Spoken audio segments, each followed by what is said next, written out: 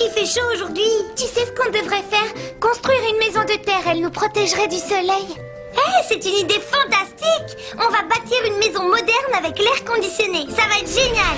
Vous devriez vivre sous terre, il est fait bien frais. Bah, je ne vois pas comment c'est possible. Quand il fait chaud, vous ne pouvez même pas ouvrir de fenêtres pour laisser entrer l'air. Nous sommes protégés du soleil. On n'est jamais gêné par le soleil quand on est sous terre. Je n'y avais pas pensé. Tu es toujours à l'ombre, c'est bien ça? Exact. Et quand vient l'hiver, la neige et le vent glacé ne nous atteignent pas non plus. Hé, venez voir notre installation. Oh, ce que je suis bête. Vous êtes trop grande pour descendre chez nous. J'aurais bien aimé voir comment la famille Taupe et ses amis vivent sous terre. Ça a l'air intéressant. Oui, je n'arrive même pas à imaginer comment ils sont installés. Je crois que tu as la même idée que moi. T'as envie d'y aller? Oui, c'est parti!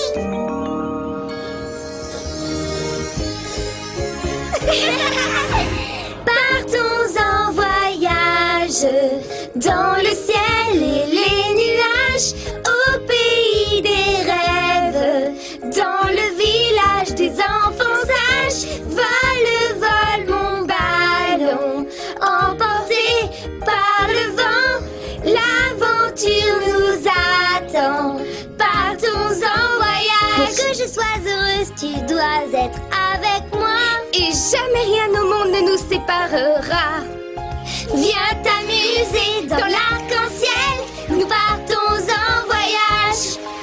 Notre imagination doit être à nos côtés, car nous ne savons jamais où nous serons emportés. Viens avec moi, je t'emmène en voyage. On est arrivé, Mimi, et on a juste la taille qu'il faut pour visiter la maison des taupes. Qu'est-ce qui ne va pas? Comment on va faire pour le ballon? On en a besoin pour rentrer chez nous. Bah, c'est facile. On va faire rapetisser le ballon comme on l'a fait pour nous. D'accord.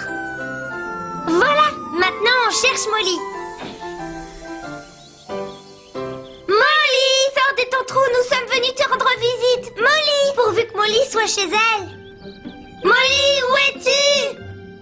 Molly! Coucou, vous m'avez appelé? On vient te rendre visite. Ah, ça alors? Comment vous êtes devenue si petite? C'est une longue histoire, mais pour résumer, c'est grâce à notre ballon magique. Non, c'est vrai ça, sans rire? Mimi ne plaisante pas, notre ballon est vraiment magique. Oh là là, c'est génial. Je m'apprêtais à aller chercher à manger. Passez devant, je vous rejoindrai. Tenez, prenez cette lampe et cette carte pour trouver mon adresse. Pourvu qu'on ne se perde pas. Se perdre fait partie du plaisir. Mais qu'attendez-vous? Vous n'avez pas peur? Non.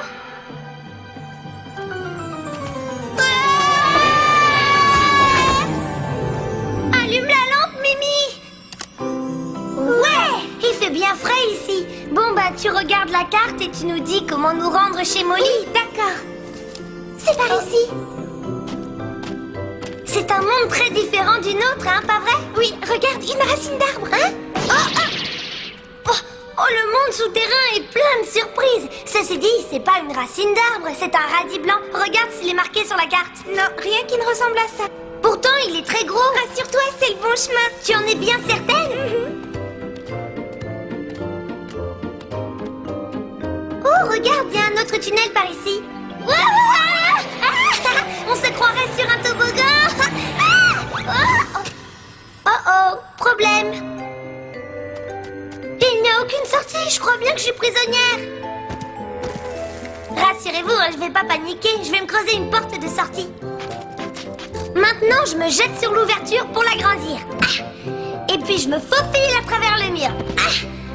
Allez, encore une fois. Oh, cette fois-ci, c'est la dernière. Bon, cette fois, ça va marcher.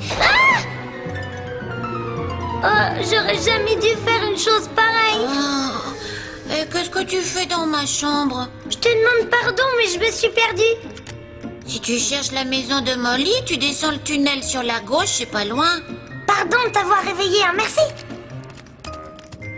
Kitty, où es-tu? Je commence à m'inquiéter. Qu'est-ce qui t'inquiète? Que se passe-t-il? Kitty a disparu et je ne sais pas où la chercher, je me suis perdue. Continue dans cette direction, tu trouveras ma maison, je m'occupe de Kitty. J'espère que tu la retrouveras vite.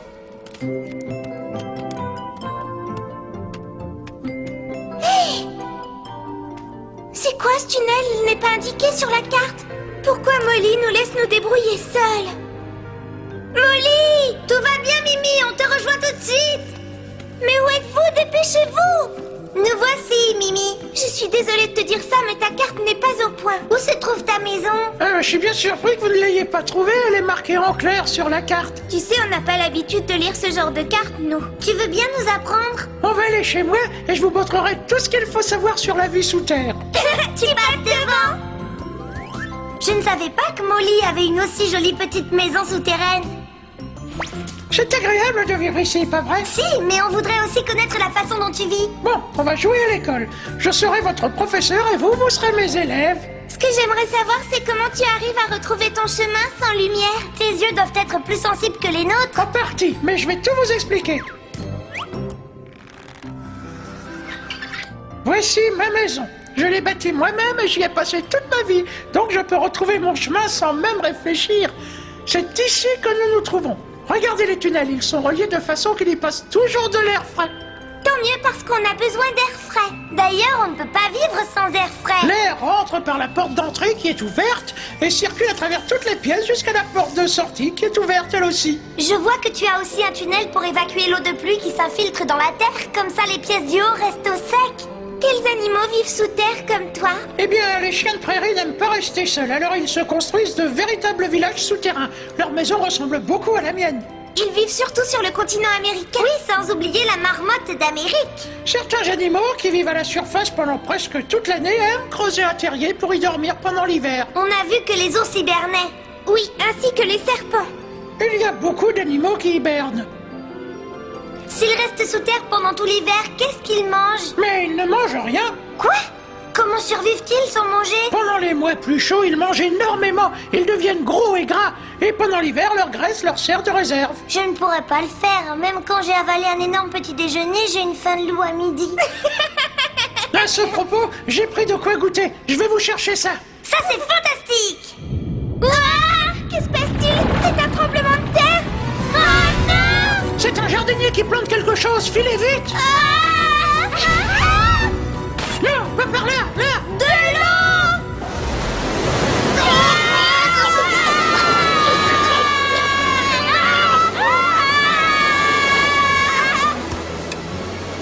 Et maintenant, on fait quoi? Il faut espérer que le ballon nous sorte de là. Molly! Kitty, vous êtes saine et sauve? Ah, je me sens mieux. Vite, attrape ma main! Il y a de la place pour nous trois! Non, j'ai l'habitude de ces choses-là. Tout va bien. À plus tard dans le jardin, au revoir! Au revoir.